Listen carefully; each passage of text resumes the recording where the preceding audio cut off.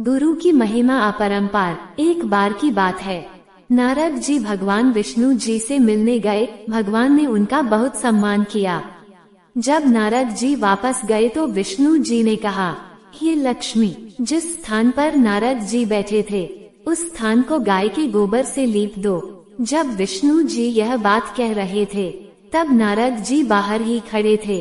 उन्होंने सब सुन लिया और वापस आ गए और विष्णु भगवान जी से पूछा, हे भगवान, जब मैं आया तो आपने मेरा खूब सम्मान किया, पर जब मैं जा रहा था तो अपने लक्ष्मी जी से यह क्यों कहा कि जिस स्थान पर नारद बैठा था उस स्थान को गोबर से लीप दो।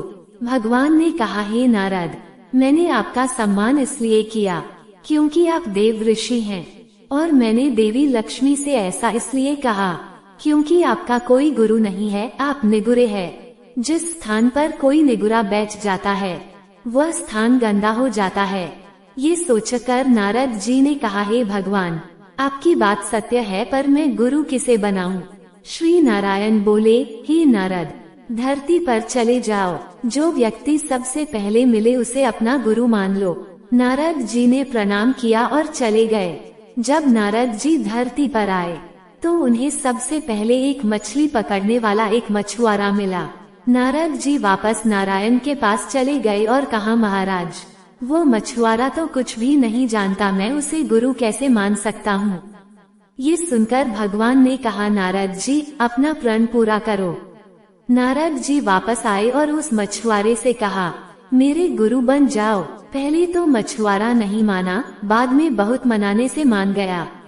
मछुआरे को राजी करने के बाद नारद जी लौटकर भगवान के पास गए और कहा, हे भगवान, मेरे गुरु जी को तो कुछ भी नहीं आता, फिर मुझे क्या सिखाएंगे?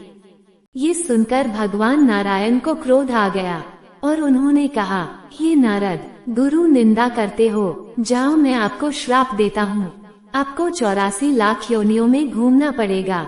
ये सुनकर नारद जी ने दोनों हाथ जोड़कर कहा, हे भगवान, इस श्राप से बचने का उपाय भी बता दीजिए। भगवान नारायण ने कहा, इसका उपाय जाकर अपने गुरुदेव से पूछो। नारद जी ने सारी बात जाकर गुरुदेव को बताई। गुरु जी ने कहा, ऐसा करना, भगवान से कहना 84 लाख योनियों की तस्वीर धरती पर बना दे, फिर उस पर लेटकर गोल घूम लेना और नारायण जी से कहना, 84 लाख योनियों में घूम आया, मुझे क्षमा कर दीजिए, आगे से गुरु निंदा नहीं करूँगा। नारद जी ने नारायण जी के पास जाकर ऐसा ही किया। उनसे कहा, 84 लाख योनियां धरती पर बना दो और फिर उन पर लेटकर घूम लिए और कहा, नारायण, मुझे क्षमा कर दीजिए, आगे से कभी गुरु निंदा नहीं करूँगा। ये सुनकर भगवान ने कहा, देखा, जिस गुरु की निंदा कर रहे थे उसी ने मेरे श्राप से बचा लिया। नारद जी, गुरु की महिमा अपरंपार है। गुरु गूंगे, गुरु बाबरे, गुरु के रहिए दास, गुरु जो भेजे नरक को, स्वर्ग की रखिए आस। गुरु चाहे गूंगा हो, चाहे गुरु पागल हो, गुरु के हमेशा दास रहना चाहिए। गुरु यदि नरक को भेजे तब भी शिष्य को यह इच्छा रखनी चाहिए कि मुझे स्वर्ग प्राप्त होगा, अर्थात इसमें मेरा कल्याण ही होगा। यदि शिष्य को गुरु पर पूर्ण विश्वास हो तो उसका बुरा स्वयं गुरु भी नहीं कर सकते।